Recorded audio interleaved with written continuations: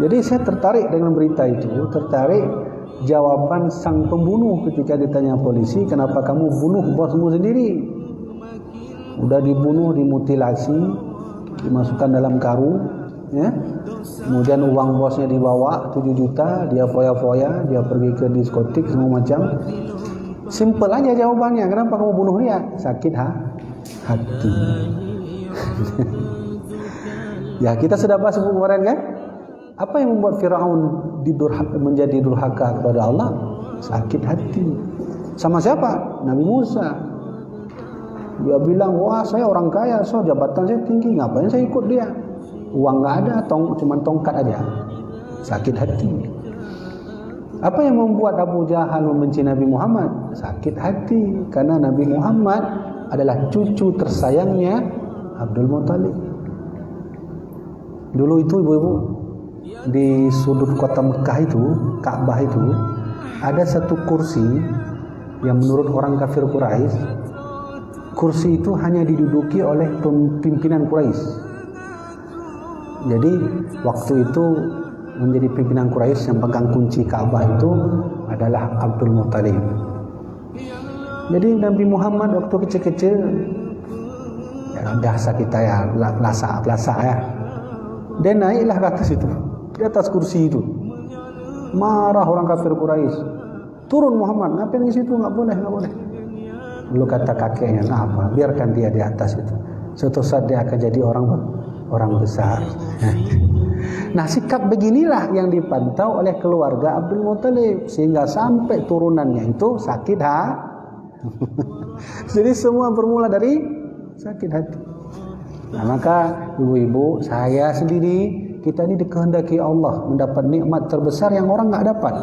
Berapa banyak orang kaya yang punya duit tapi nggak mau ngaji, itu nggak dikehendaki oleh Allah. Tapi berapa banyak orang yang miskin tak ada uang, mau dia mengaji. Lebih bagus dia kaya, mapan, mobil banyak, mau nggak? Nah itu dia. Nah jadi ya ibu-ibu ya. Nah, baik ya. Hari ini mungkin kita tak lama karena pun Jumat. Mohon maaf ibu-ibu, saya tadi pesejuk jamaah haji. Karena kan kloter haji pertama ini kan tanggal berapa berangkat? 25 dah. 23 ya. Kloter pertama. Jadi orang ini minta saya untuk pesejuk dan beri arahan sedikit. Maka mohon maaf sekali telat, dan insyaallah walaupun telat, hari ini kita mau ambil ilmu lah dari Nabi sedikit. Jangan dengar kata saya ini bukan apa-apa, kami ini hanya pinjam hak cipta Nabi saja. Tugas kami menyampaikan. Jadi ibarat kita sekarang ngaji dengan Rasulullah. Baik, apa sih yang ingin saya sampaikan dari pesan Nabi? Pertama, saya ingin sampaikan satu saja.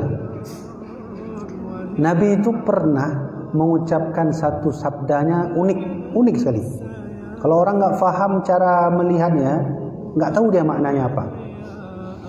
Kata Nabi, arba'un la yushba'na min arba'in. Ada 4 di dunia ini, kata Nabi, yang tak akan pernah kenyang. Makan aja kerjanya, kenyang tak akan ada sampai hari kiamat. Nah, saya rasa unik sabda Nabi ini, tapi nanti kita belajar apa sih maksud Nabi Muhammad. Yang pertama, ada makhluk Allah yang tak akan pernah kenyang, nggak akan pernah kenyang sampai hari kiamat. Kata Nabi adalah ardun min matarin, bumi yang tak akan pernah kenyang dengan menyerap air. Ya. Apa pernah kita lihat berita bumi nggak mau lagi terima air? Enggak. Hujan terus menerus turun, pun terjadi kering mengering. Padahal hujan turun, kering lagi. Hujan esok turun lagi, kering lagi. Nah, kata Nabi, itulah makhluk pertama Allah yang tak akan pernah kenyang sampai hari kiamat. Ya. Hujan ini? Hujan dan bumi. Kenapa bisa begitu? Ya nanti kita tanya sama ahli geologi. Nah itu mereka faham bagaimana cara menjelaskan itu. Yang kedua kata Rasulullah, unsa min dzakarin. Nah ini Nabi sindir kita nih. Kalau tadi Nabi menyebut makhluk yang lain, sekarang Nabi sindir kita. Yang tak akan pernah kenyang itu di dunia sampai hari kiamat, kata Rasulullah, adalah unsa min dzakarin, perempuan dan laki-laki. Sampai kapanpun tak akan pernah kenyang. Okay? Dari situ timbul masalah, dari situ timbul kesenangan, dari situ timbul cinta, rindu dan sebagainya. Pun dari situ juga timbul kesengsaraan. Dan itu berulang-ulang, tak akan pernah berhenti. Bagaimana kita bisa melihat dulu sejarah di mana kita lihat Nabi Lut punya istrinya durhaka. Setiap pagi datang bilang sama istrinya, jangan kau terjun ke situ, itu perbuatan sodomi, LGBT. Kata istrinya, apa urusan abang, pergi aja ke sana, ini urusan saya. Saya mau putar sejarah, sebenarnya kedurhakaan seorang istri pada suami itu akan terus ada, dan juga ada sebaliknya, kedurhakaan suami pada istri juga ada, nggak akan pernah berhenti, kata Rasulullah. Di situ punca masalah terbesarnya. Kita tahu bagaimana Nabi Adam diturunkan Allah karena sebab ya, bukan salah kaki perempuan, ya kan, ibu kan? Kita tahu bagaimana dulu juga, ya, mungkin ibu pernah dengar Alexander the Great, pernah dengar nama itu? Ya, itu kan punya istri juga itu, penguasa Eropa, ya, penguasa Eropa itu. Ada lagi setelah itu. Yang juga berselisih dengan istrinya, alhasil dia pun turun tahtanya. Penguasa Eropa yang kedua itu siapa namanya? Saya lupa namanya. Siapa nama beliau itu? Cleopatra, tahu Cleopatra ibu? Ya, Cleopatra itu sebelumnya Mesir. Cleopatra menurut sejarah dialah satu-satunya yang bisa membuat jabatan seseorang hancur serusak-rusaknya, hancur sehancur-hancurnya. Jadi punca masalah dunia ini karena dua insan inilah. Apa salah perempuan selalu? Enggak juga. Ada juga laki-laki durhaka. Ya? Nah nih. Maka kata Rasulullah, makhluk yang kedua tak akan pernah kenyang. Di situ terus putar-putar sampai hari kiamat. Di situ terus putus naik, masuk lagi, masuk keluar lagi. Begitulah terus sampai hari kiamat adalah makhluk yang kedua, unsa min dzakarin. Yang ketiga, Nabi menyebutkan ada makhluk Allah juga yang tak akan pernah puas sampai hari kiamat. Ainun min basari, yaitu mata nih. Mata ini enggak akan pernah kenyang melihat keindahan dunia. Ya kan? Ibu kan? Jadi ibu-ibu, hadis Nabi ini unik, tapi ada pelajaran dalam di sini. Kata Nabi, ainun min basarin, mata dari pandangan tak akan pernah kenyang sampai kapanpun. Melihat laut, lamalah melihat laut, pulanglah kita esok rindu lagi, ingin lihat lagi. Melihat harta, enak lihatnya, sudah puas besok pulang ingin lihat lagi. Ya? Melihat jabatan, uang, duit, harta, kekayaan, semuanya enak dilihat. Makan gitu juga kan enak Bu kan? Makan itu kalau enaknya sampai mana Bu? Sampai sini. Sampai sini enggak enak lagi kan? Enggak enak lagi. Jadi cuma sedikit Allah kasih rasa enak lezat makan itu. Waktu makan, wah enak asin ini. Udah sampai sini hilang. Udah hilang. Jadi nikmat itu ya segini. Mana jauh dia? Segini nikmatnya. Sampai sini nggak nikmat lagi. Mana tanda nggak nikmat lagi sampai sini? Sakit perut, mau WC. Ada orang menikmati sakit perut? Nggak ada. Tetap minta izin ke WC, buang air. Jadi singkat betul lah kita ini diberi nikmat Allah, tapi diperbesar oleh kita. Inilah yang kata Allah, wa mal hayatud dunya illa la'ibun wa lahwun. Jangan kau pernah tertipu dengan dunia. Dunia itu hanya permainan dan senda gurau belaka, kan gitu kan? Itu bukan saya loh yang kasih nasihat itu, Tuhan kita sendiri dalam Al-Quran. Betul nggak sih dunia itu menipu kita? Betul. Coba misalnya begini, Ini kan orang bertanya. Saya baca buku, bagus bukunya, judulnya Hakikat di Balik Materi. Nah itu, karena saya suka baca buku. Hakikat di balik materi itu mengajarkan bahwa sesungguhnya materi itu ada, tapi dia tidak ada. Nah gitu, dia itu ada. Nih contoh. Ibu-ibu saat lihat saya ini ada kan? Ada. Tapi sesungguhnya kalau ingin bicara tentang hakikat materi itu, saya ini nggak ada ini. Saya ini nggak ada ini. Wah kok bisa gitu, tunggu, nggak mungkin lah. Aku kan ada di depan. Orang bertanya saat kita melihat ini Tunku Habibie. Waktu melihat itu, yang memberi jawaban bahwa itu Tunku Habibie siapa? Pertama, melalui jalur mata dulu. Karena orang buta nggak akan nampak dia, kecuali dengar suara kan. Dia lihat dengan mata, maka mata itulah yang menerima sinar cahaya bahwa itu Tunku Habibie. Masuk sini. Dan situlah nanti dia proses ke balik otak. Kan gitu. Nah sekarang yang memberi otak Tunku Habibie itu siapa? Nih HP. Yang beri HP, yang beritahu informasi ini HP siapa? Ya mata saya. Mata saya dari mana tahu? Dari otak. Dari otak siapa kasih tahu? Akal. Akal siapa kasih tahu? Jangan jawab Allah kalau Allah sudah selesai perkara. Selesai sudah jawaban. Nah, coba ya. Satu. Biar enak lebih saya ingin sampaikan, sesungguhnya kita ditipu oleh dunia sampai kapanpun. Siapa yang bisa buktikan bagaimana bentuk lapar itu? Lapar. Mau pintar apapun orang, mau IQ-nya 400 biji, nggak ada bisa. Nah, terus dia di mana lapar itu? Ayo, saya mau bahas ayat Allah, wa mal hayatud dunya illa laibun wa lahu. Tidaklah kehidupan dunia hanya menipu kamu saja. Kita itu ditipu oleh dunia. Nih, orang kalau lapar selalu di perut pegang ya. Mak donde mak, nabu mak. Pertanyaan kita, kenapa dipegang di perut? Lapar itu di perut. Oke, di perut. Saat kita belah perut itu di mana dia? Nggak nampak dia ibu. Mungkin jawaban dari ibu apa saraf ya saya mau bilang lapar itu bentuknya gimana sih, dan dia di mana posisinya, dan orang akan menganggap gila kalau kita bilang bu saya lapar bu, depan kepala dek, bukan di sini. Logika kita menolak, tapi sungguh-sungguhnya saat ditanya dia nggak bisa jawab. Yang kedua, kenyang itu di mana juga? Di perut. Oke, yang paling saya ingin sampaikan, akal itu di mana? Banyak orang bilang di kepala. Saat kita belah kepala, dia pun tak ada.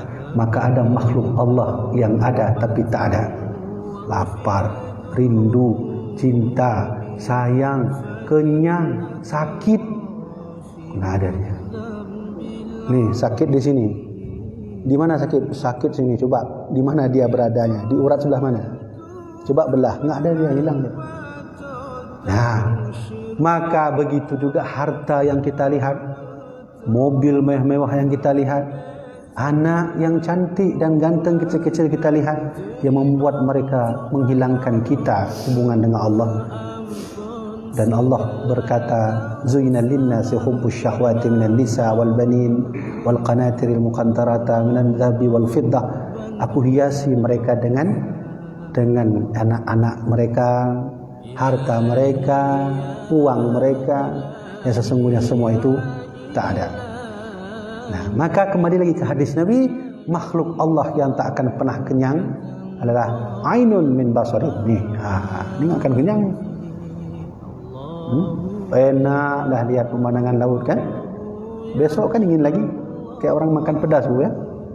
Udah makan pedas, pedas sekali, dia cari es. Udah dia minum, besok ingin lagi makan bakso pedas.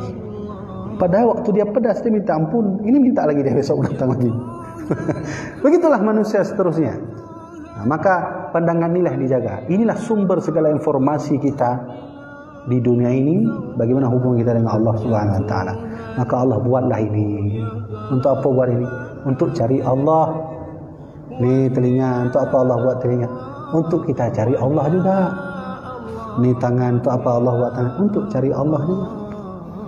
Bagaimana cari Allah dengan mata? Lihatlah pandangan terhadap pemandangan yang Allah buat. Bintang berkilau, bulan bersinar, laut yang indah. Itu semuanya adalah perhiasan dari Allah. Allah ingin bilang, akulah penciptanya. Ya, kayak gitu kan?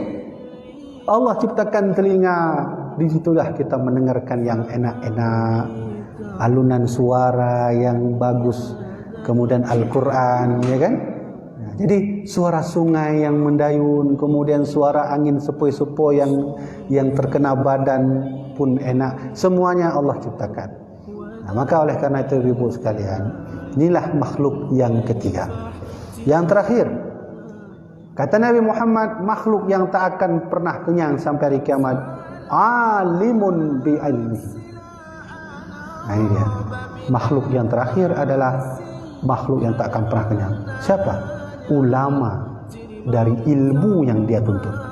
Ulama sampai kapanpun, walau 1000 umurnya, dia tak akan pernah kenyang terhadap ilmu-ilmu yang dia pelajari.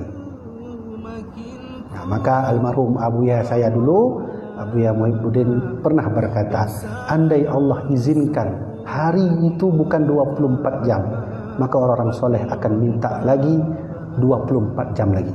Kenapa? Orang soleh kurang puas. Sedang enak zikir subuh, sudah datang pagi. Sedang enak baca Quran pagi, sudah datang siang. Sedang enak siang membaca kitab, sudah datang sore. Sedang duduk berzikir sore, sudah datang malam. Jadi andai Allah izinkan satu hari bukan 24 jam, orang-orang soleh akan minta satu hari mungkin 50 jam. Kenapa? Mereka kurang puas berzikir, mengingat Allah dan mencari ilmu. Bagaimana ilmu kita dengan Allah? Mudah saja. Pergi ke laut, celupkanlah satu jari. Nah, ini kan laut ni. Nah, celupkan satu jari. Nah, keluarkan. Saat kita celupkan satu jari itu ke laut, dia akan meneteskan satu tetesan dari ujung jari. Itulah ilmu kita, laut ilmu Allah. Walau annama fil ardi min syajaratin aqlamu wal bahru yamudduhu bi ni'matillah. Andai, kata Allah, bumi ini seluruh pohonnya jadi pulpen.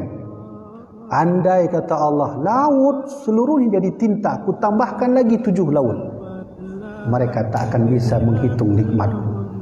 Nah, itu ditantang oleh Allah tu. Ayo, siapa mau berani? Allah menantang orang-orang yang tak bersyukuri nikmatnya.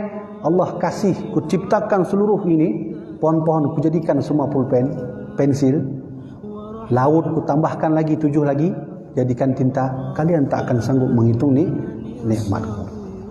Ya, kawan eh? Ya, la tuhsu bi ni'matillah. Kau tak akan bisa menghitung nikmat Allah. Bagaimana enggak? Coba lihat. Ini ambil makan. Ini kan kue ini. Ini enak enggak kue ini? Ya, ini kue bukan? Ayo kita hitung nikmat Allah ya. Ini makan aja, belum lagi yang lain nikmat Allah itu. Ini kita lihat satu nikmat. Ya kan? Satu. Setelah itu kan kita mau ngambil kue ini. Itu digerakkan tangan kita oleh Allah sehingga bisa ambil. Udah 2. Habis itu kita pegang lagi. Wah, ini risol nih, enak. Ada orang dia waktu pegang kue nggak lihat dia ambil aja. Tapi dengan sifat perasa kulit kita ini, udah nikmat yang ketiga. Udah bawa lagi, ini arahkan ke mulut. Allah gerakkan nih biar ke mulut. Udah nikmat keempat. Lalu kita kunyah, berapa kali kunyah sekali makan risol? Ya?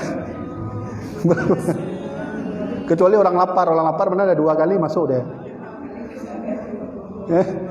Risol aja yang kecil segini kan mungkin kita sekali makan itu perlulah kunyah 4-5 kali. Tadi sudah 4 Allah kasih, tambah 5 udah 9. Sudah. Terus masuk ke perut, Allah izinkan nikmat itu masuk ke sini. Ada orang nggak masuk ke sini muntah, Allah nggak izinkan. Masuk ke sini udah nikmat ke-10. Diputar oleh perut udah nikmat ke-11. Mohon maaf ibu, keluar kotoran udah itu nikmat keluar kotoran. Coba lah ibu-ibu keluar kotoran selama 5 tahun. Jadi jangan pernah menghina kotoran itu. Kotoran itu nikmat Allah. Ya kan? Udah nikmat berapa udah? 15. Banyak sekali. Itu tingkat makan saja sekalikunnya. Belum lagi dari sepagi makan nasi gurih, minum kopi lagi kan?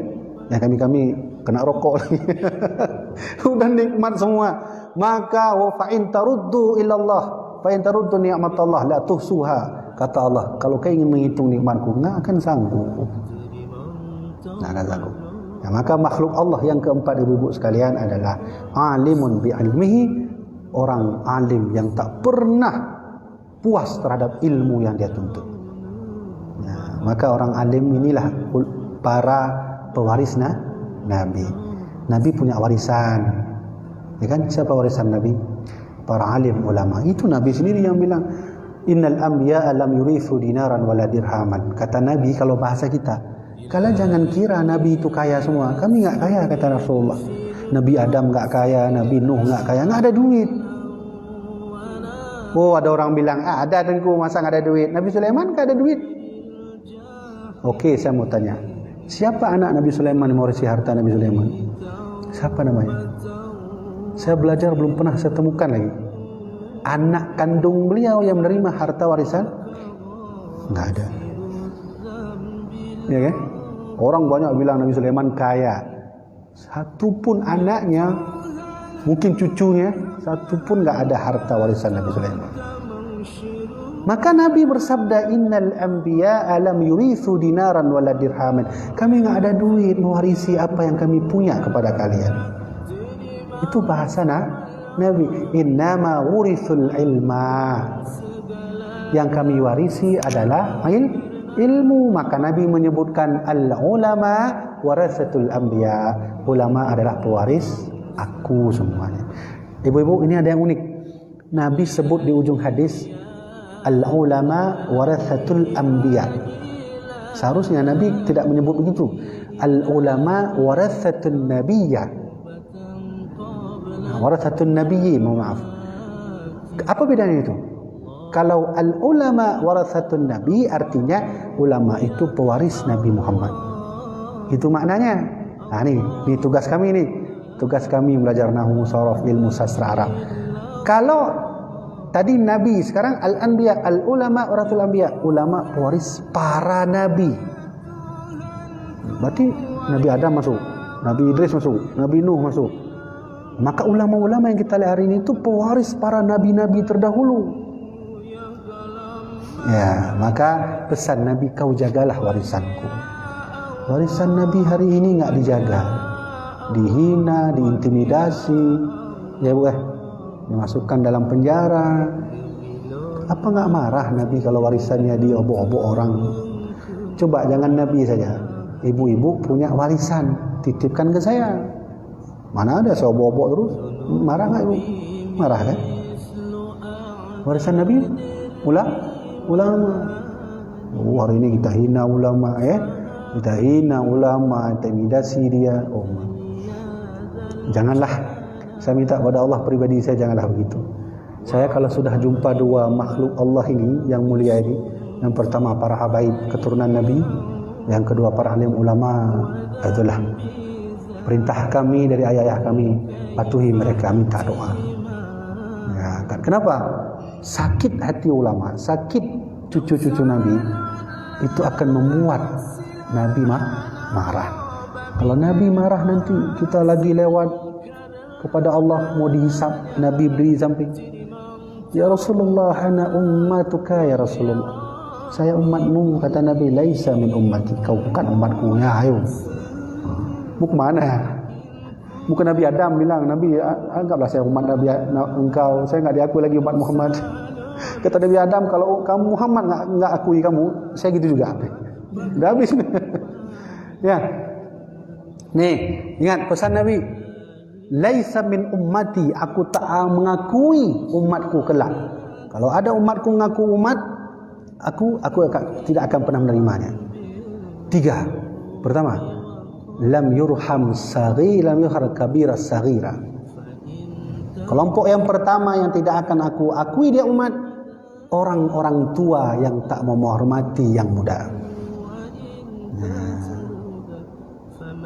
Terus Nabi membalikkan as-saghira wal kabira, as-saghira al kabira. Yang kedua, aku tak akui umatku nanti kelak anak-anak muda yang tak menghormati yang tu. Ini tugas-tugas kami lah ini yang menghormati ibu-ibu. Yang ketiga kata Rasulullah, lam, orang yang tak mengakui haknya para alim ulama. Bagaimana maksudnya? Kami ini, karena kami dari dulu sudah belajar ilmu, sudah ini, kami melanjutkan apa yang Nabi titip. Lanjutkan. Di pertengahan jalan kami buka pesantren, buka daya, buka madrasah. Kami tak pernah meminta. Tapi setidaknya orang-orang yang ada di sekeliling itu kan tahu. Kasih. Maka kata Rasulullah, kalau ada satu kelompok datang ulama duduk di kampung kita tak peka, laisa min ummati, dia bukan umatku. Jadi jamaah dirahmati Allah Subhanahu wa taala, maka inilah 4 makhluk Allah yang tak akan pernah kenyang. Jadi oleh karena itu saya rasa mungkin sudah cukuplah dulu sampai sini saja, mungkin nanti ada tanya jawab. Kesimpulan dari pengajian saya sampaikan hari ini adalah mari sama-sama sekarang kita masih hidup ini, ayo kita bela agama Allah. Nabi itu punya sahabat yang berbagai macam ragam. Nabi kalau berperang selalu mengharap Ali, Khalid bin Walid, siapa lagi? Amr bin As, Umar bin Khattab. Ada yang nggak masuk kan? Banyak yang masuk kan? Nabi kalau beliau sedang sakit, nggak bisa ngajar, beliau mengharapkan Abu Bakar As-Siddiq. Beliau punya bab khusus tu, punya ajudan khusus. Abu Bakar As-Siddiq, Ali bin Abi Talib, itu orang ahli ilmu, dan beberapa sahabat. Ada yang nggak masuk? Nabi kalau perlu duit, bangun masjid, infak, sedekah, Nabi majukan sahabatnya Utsman bin Affan, siapa lagi itu? Abdurrahman bin Auf, itu yang kaya-kaya itu, maju ke depan. Maka begitu juga membela agama Allah. Kami ini membela agama Allah melalui kajian. Ibu-ibu membela agama Allah melalui ilmu yang ibu-ibu Allah titipkan, membela agama Allah.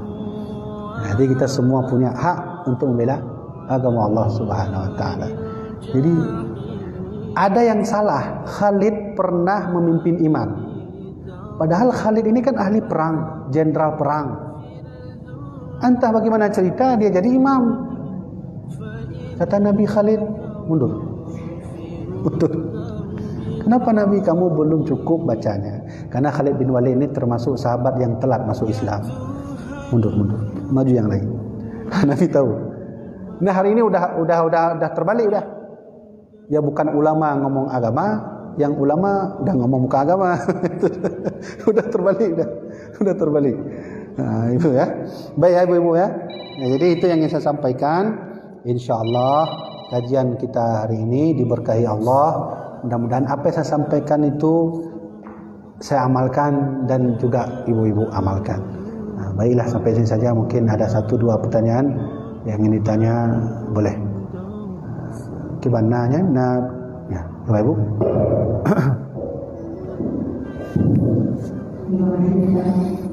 Saya bertanya tentang Nabi tidak mengakui pertanyaan saya pertama, bagaimana dikatakan orang tua yang tidak menghormati ibunya?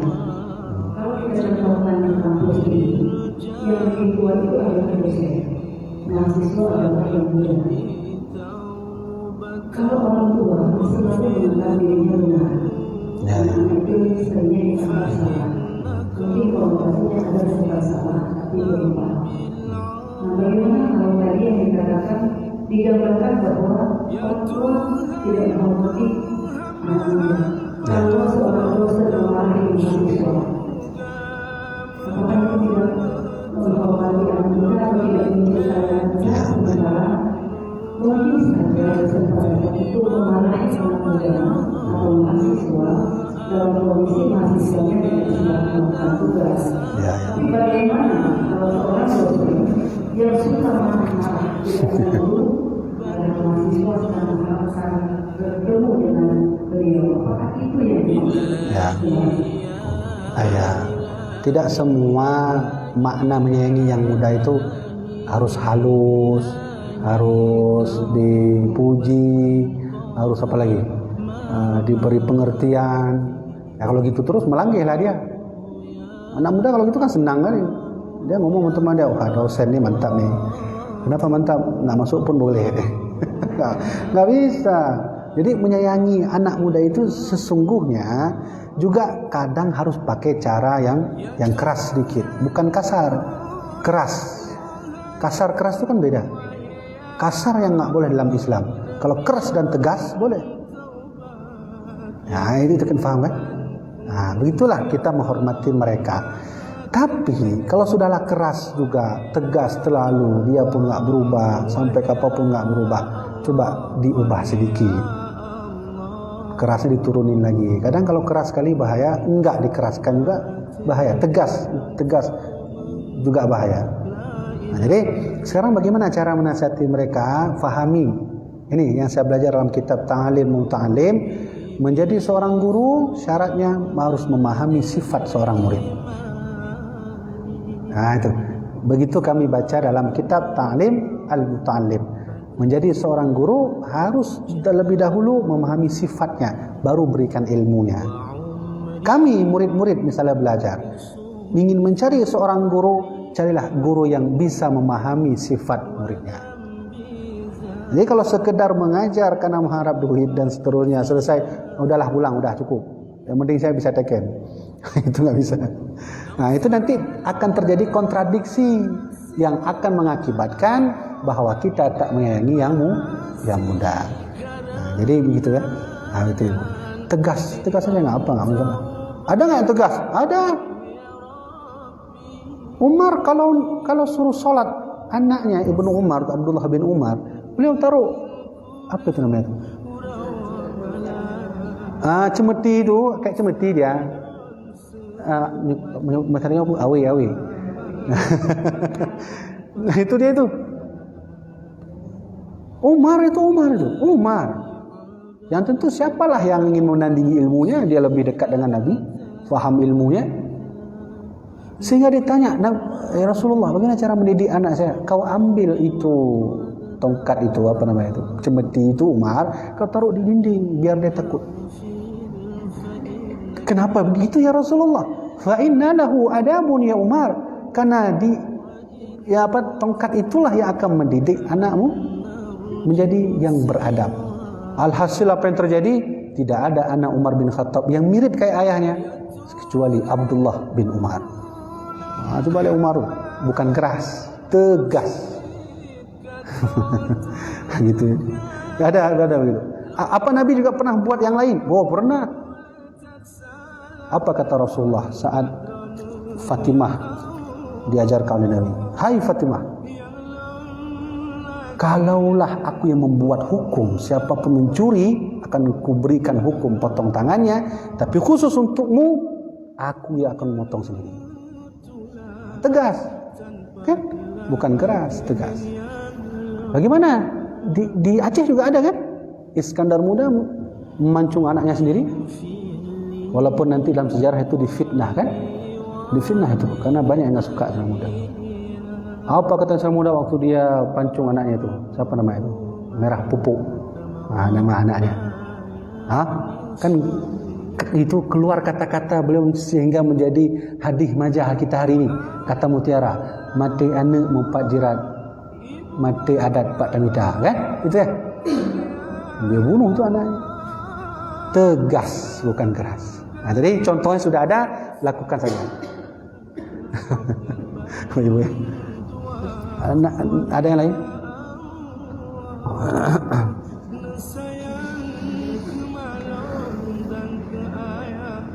Kau punya anak? Ya.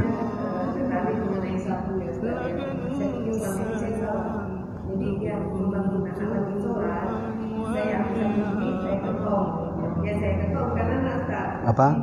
Oh, dindingnya. Jadi saya bilang sakit kayak gini. Jadi kayak gini sakit. Apa saya salah sebenarnya? Iya, ada betul tuh. Tapi dindingnya sayang. Dindingnya betul.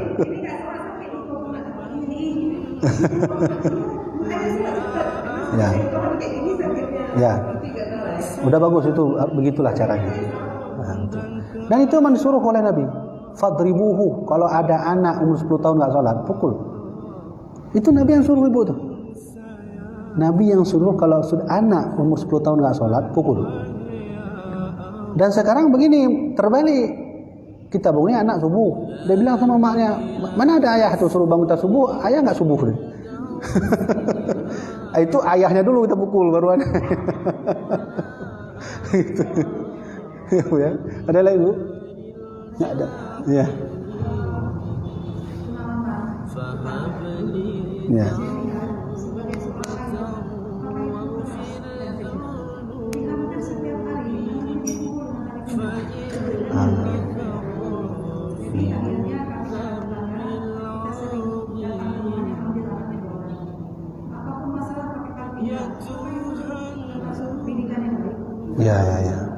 Ya betul. Jadi kan itu bukan lagi tegas, tapi sudah kasar. Nah, gitu kan? Ibu-ibu bisa bedakan kan? Tegas terhadap anak dan keras terhadap anak itu beda. Jauh sekali maknanya. Kalau tegas membuat aturan karena sayang. Kalau keras membuat aturan semena-mena. Nggak sayang lagi. Nah, kasar. Nah, gitu ya. Ya. Waalaikumsalam. Mungkin saya tidak melihat sebagai orang tua makanya, tapi lebih ke pimpinan masyarakat. Desa, di kampung, itu puasa. Allah mengumumkan puasa apa saja. Yang imam sudah ada tugasnya, yang azan sudah ada tugasnya. Semua sudah ada. Jadi tidak ada desa itu ya. Sekarang itu pertanyaan, anak-anak muda yang di sekitar menasah masjid tidak ada yang memanggil. Karena orang tuanya sebagai besar ya udah. Nah, bagaimana kepala desa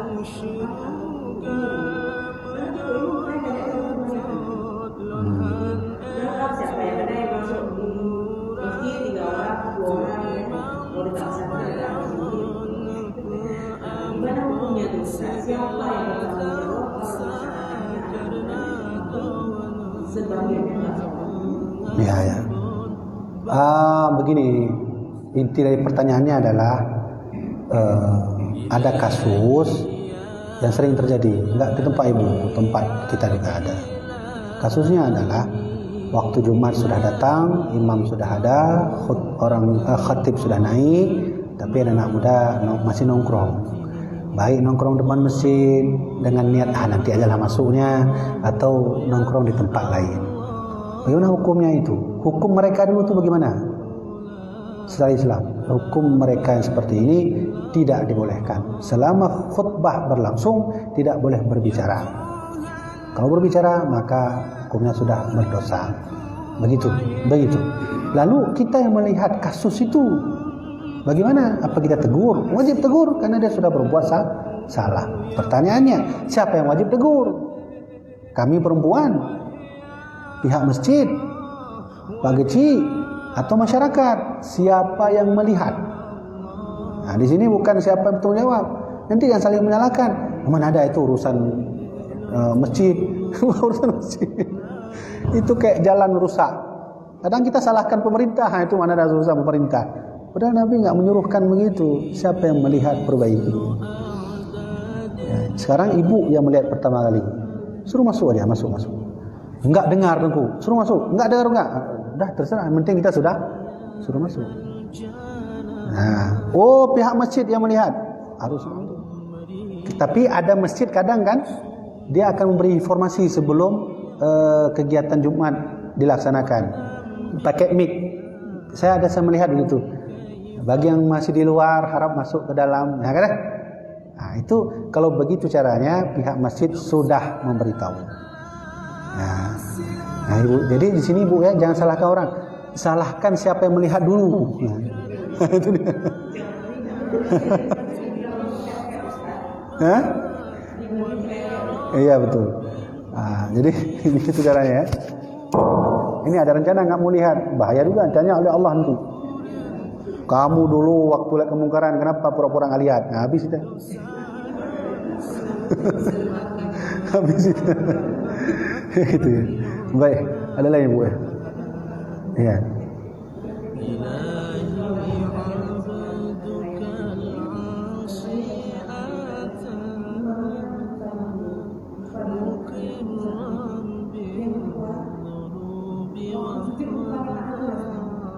Ya.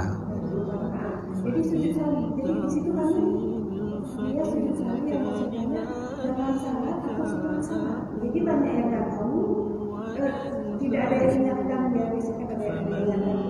Ini ditambah salah. Jadi kami ini kenapa sujudnya tambah sujud? Masalah itu sudah jadi di situ. Iya. Gini. Pertanyaannya, tertinggal takbir sholat Id. Sholat Id berarti 7 kali kan takbir, 5 kali yang terangkat kedua.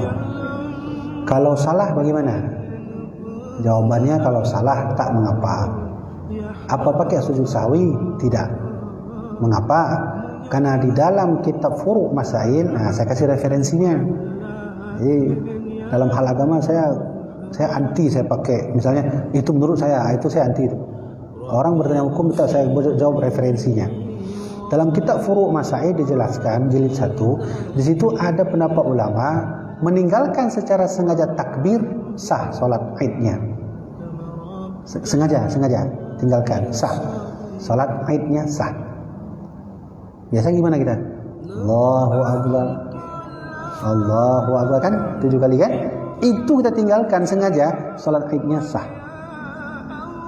Nah, terus kalau lupa gimana? Sengaja aja nggak apa, apalagi lupa. Nah, baik, kasus pertama selesai. Kasus yang kedua, rakaatnya salah. Nah, gitu kan tadi kan? Rakaatnya salah. Tuh gimana hukumnya? Itu harus sujud sahwi. Pertanyaannya, kapan sujud sahwi? Apa setelah assalamualaikum warahmatullahi wabarakatuh baru Allahu Akbar? Nah, begitu. Atau sebelum assalamualaikum sujud dulu? Nah, jawabannya ittifaq ulama mazhab sujud dulu baru salam. Pertanyaan lainnya, bagaimana cara sujud sahwi? Orang tahu hukum sujud sahwi, dia nggak pandai. Ada yang belum sujud sahwi sekali, assalamualaikum terus. Nah, caranya bagaimana? 2 kali sujud. Allahu Akbar. Nah, ada bacanya. Subhana man la yanamu wa la yasum. Baca 3 kali. Allahu Akbar, diam sejenak, tak baca apa-apa. Nah, sujud lagi. Nah, subhana la yanamu wa la yasum. Baru assalamualaikum. Nah, gitu.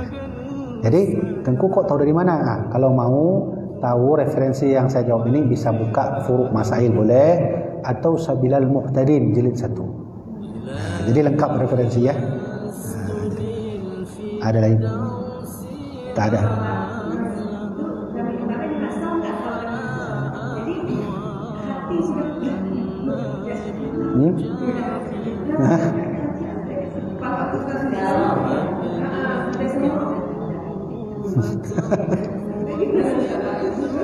Kan andai pun nggak sah nggak apa-apa, nggak perlu ulang. Karena sholat itu kan sunnah, nggak dikerjakan pun boleh, tapi makruh. Ya, ada sholat sunnah ditinggalkan makruh, ada sholat sunnah ditinggalkan nggak ada apa-apa. Mana sholat sunnah ditinggalkan makruh? Sholat Id makruh. Nah, apalagi ada beberapa kasus lah.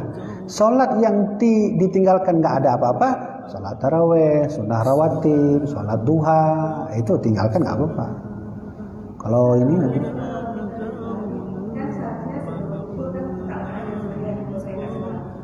mungkin kita gabung. Ini sholat rawatib 4. Habis itu Lupa tadi Ustaz, lupa. Langsung sholat dulu.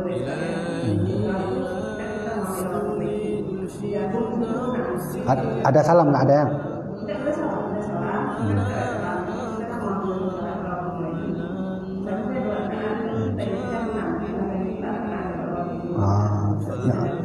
Nggak ada riwayat 6 rakaat, nggak ada. 2. Kalau udah salam boleh. Ya. Betul tuh. Betul.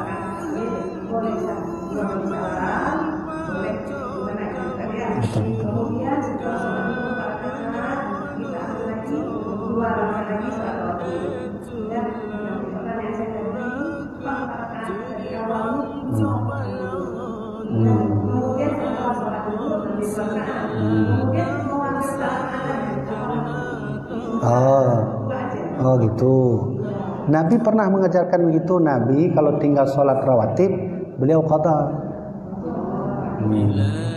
Beliau qada. Kalau kita kan sholat wajib tinggal qada. Nabi nggak ada dalam sejarah. Cuma sekali Nabi qada sholat subuh, telat bangun. Itu pun telat bangun harus dilihat juga. Telat bangun apa sama kayak kita? Telat bangun jam 10 bangun baru sholat subuh. Jadi salat rawatib itu bisa diqada. Tapi saya cerita sedikit tuh, jangan sampai simpang siur nanti itu. Nabi pernah tertinggal salat subuh.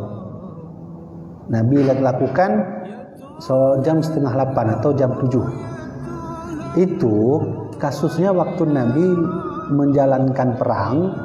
Nabi setelah perang capek, lelah sekali waktu itu. Nabi jalan pulang ke Madinah. Nabi tidur sebentar. Nabi bilang, Bilal, kau jangan tidur. Ya, jaga kami biar nanti kami bangun. Karena cuaca dingin, Bilal nggak tahan, tertidurlah Bilal.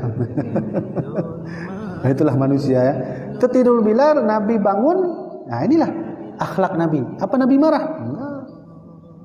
Nabi orang bilang, wah kamu Bilal gara-gara kamu nih. Enggak ada.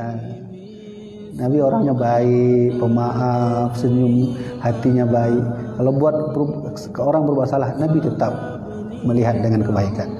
Kenapa telat Bilal? Saya kedinginan Rasulullah. Tertidur, bukan saya sengaja tidur. Ya udah, ayo jalan kata Nabi. Dah jalanlah Nabi naik unta, baru nanti satu tempat itu Nabi qada subuh. Nah, gitu ya. Nah, itu saya jelaskan sedikit yang simpang siur nanti. Nanti dibilang, kamu bilang siapa bilang? Ku Habibie bilang. Padahal saya sudah bilang benar. Yang jawabnya salah. Gitu ya. Jadi salat rawatib bisa qada. Bisa diqada. Saya mau qada maghrib engkau, boleh enggak? Ya, cari gabung lagi. Ya, cari gabung lagi. Baik ya, tak ada lagi ya. Ya, gimana? Ya. Ya.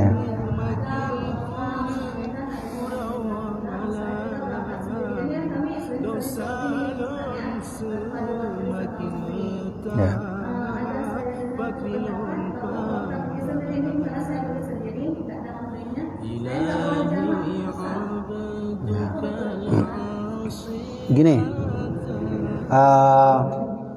itu benar adanya ya, seperti itu hukumnya, benar. Tapi saya harus jelaskan sedikit dulu.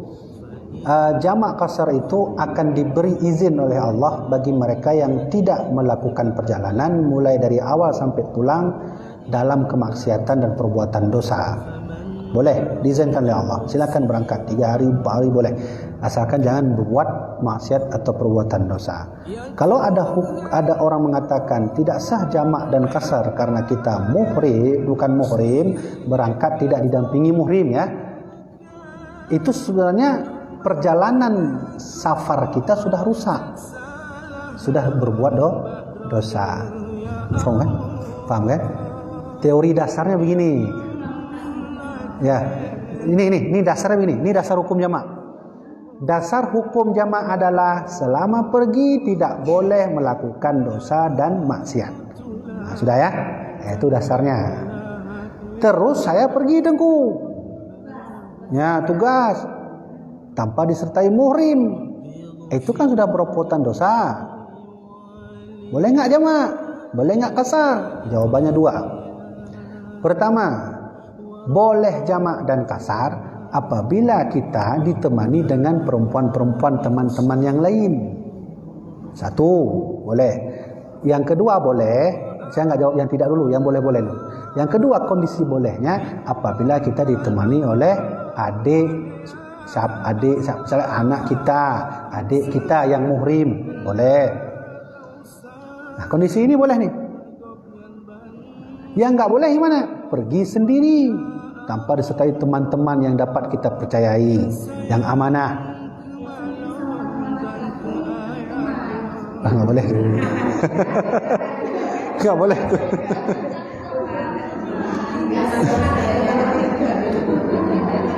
Itu nggak boleh ibu-ibu. Begini, kita begini, tugas tetap tugas, dinas tetap dinas, kerja tetap kerja, tapi juga syariat Allah jangan ditinggalkan kan. Saya bertugas tunggu. Telepon, kamu harus berangkat ke Bandung hari ini. Wah, saya sendiri nih. Ambil tiket tolong, nggak bisa, satu orang aja. Jangan buat Allah marah. Luangkan sedikit uang yang lain untuk ajak adik, anak pergi bersama.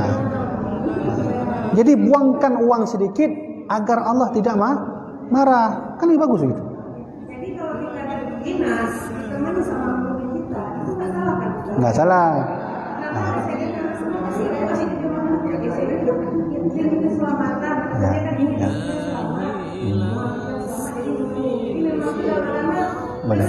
Boleh. Kalau nggak ada anak pun, ajak teman perempuan yang dapat dipercayai. Gitu ibu ya. Saya pergi misalnya, ibu kan pergi, anak kerja, adik. Pokoknya keluarga saya nggak bisa ikut. Gimana adengku? Pada saya dinas ini. Ajak teman yang dapat dipercayai. Nah, boleh. Itu kalau bahasa kita, hukum itu bolehlah. Sudah boleh. Teman. Gitu. Karena kita tidak hanya dia mengatakan Ya, betul. memastikan keselamatan kita. Ya gitu. Hah? Ya. Saya menanya hukumnya, bukan uangnya, hukumnya. Gini Bu ya, maksudnya Allah itu kan nggak melarang kita kerja kan untuk perempuan. Kalau kami laki-laki memang wajib cari rezeki untuk keluarga. Kalau untuk perempuan itu Allah tak melarang. Berusahalah, karena Khadijah juga seorang pedagang, ya kan? Khadijah seorang pedagang. Aisyah juga pernah riwayat memperdagangkan dagangannya. Beliau keluar rumah. Nah, jadi Allah tak melarang kita kerja. Cuman yang Allah titipkan pesan khusus perempuan, disertailah dengan muhrim. Nggak ada uang ya Allah, cari. Cari, itu resiko. Atau apalah, begini, merugi sedikit untuk menyelamatkan kerugian yang kekal selama-lamanya. Ya Bu ya. Ya. Rugi sedikit 2 juta menyelamatkan kerugian selama-lamanya. Kalau selesai? Ya udah, nggak apa-apa. Nggak apa-apa. Allah Maha Pemaaf. Allah Maha Pemaaf.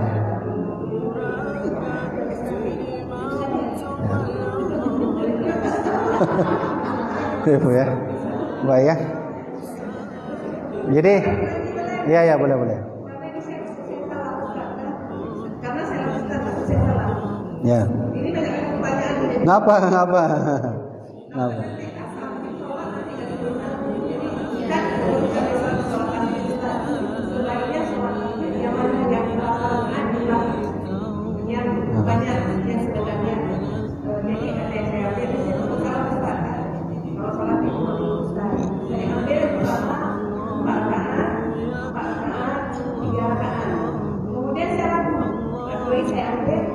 Bukan hari itu, dari yang lain lagi, saya ambil satu lain lagi, berapa rakaat salat saya sholat tahajud, 3 rakaat saya sholat witir. Untuk witir dah betul. Untuk tahajud jika boleh 2 rakaat sekali salam. Ya, 2 rakaat sekali salam. Karena yang saya pelajari dalam mazhab Syafi'i, para alim ulama mazhab Syafi'i sepakat untuk solat tahajud 2 rakaat sekali salam. Kalau witir itu boleh 3. Witir boleh 3. Enggak ada tahiyat tu ya. Jangan pakai tahiyat nanti, enggak ada tahiyat itu. Enggak apa-apa itu. Itu maksimal tidak menentu. Tidak terbatas. Lakukanlah semampu mungkin. Baik, insya-Allah. Baik, Bu, udah ada lagi? Jam berapa dah? 11:30. Baik ya. Sampai sini saja Ibu-ibu. Jadi sebahagian tanya jawab Ibu sudah saya rangkum dalam buku saya. 300 tanya jawab Islam terpopuler. Jadi udah saya buat buku tebal dah, sekarang udah hampir 500 halaman. Termasuk dari jamaah podcast sudah masuk. Jadi tanya-tanya jawab esok saya akan jadi paduan semua lengkap, saya kasih dalil-dalil. Ya, gitu ya. Baiklah Bu ya, saya karena ada khutbah maka saya minta izin. InsyaAllah di lain waktu kita bertemu lagi, kita berbincang-bincang lagi. Karena pengajian kita lebih bagus berdialog daripada lebih enak begini. Tapi sama Ibu ni dah mulai, sama Ustazah Nur udah mulai ya? Belum mulai lagi? Oh, maksudnya sebelum puasa udah ada? Udah mulai. Baik. Baiklah ibu-ibu, kalau ingin belajar fikih lebih dalam, nanti ini ikut semua orang mati kan? Ngaji lebih dalam fikih sama Ibu Nur Hadisah. Ya, Ustazah Nur Hadisah. Itu saudara saya. Kakek saya menikah 2 orang umi ya, istri pertama, anaknya mamanya Ustazah Nur Hadisah. Saya istri kedua, mama saya istri kedua kakek. Alhamdulillah. Baiklah ya, sampai sini saja. Mudah-mudahan bermanfaat. Wallahu a'lam bissawab. Sallallahu ala Sayyidina Muhammad sallallahu alaihi wasallam. Sallallahu ala Sayyidina Muhammad ya Rabbi salli alaihi wasallam. Ibu sekalian, sebelum saya tutup, saya kasih informasi sedikit saja. Ini Tengku Tarmizi, beliau sebentar lagi ingin saya naikkan dia, bukan dia minta. Naikkan tu jadi anggota DPRK di Dapil 3.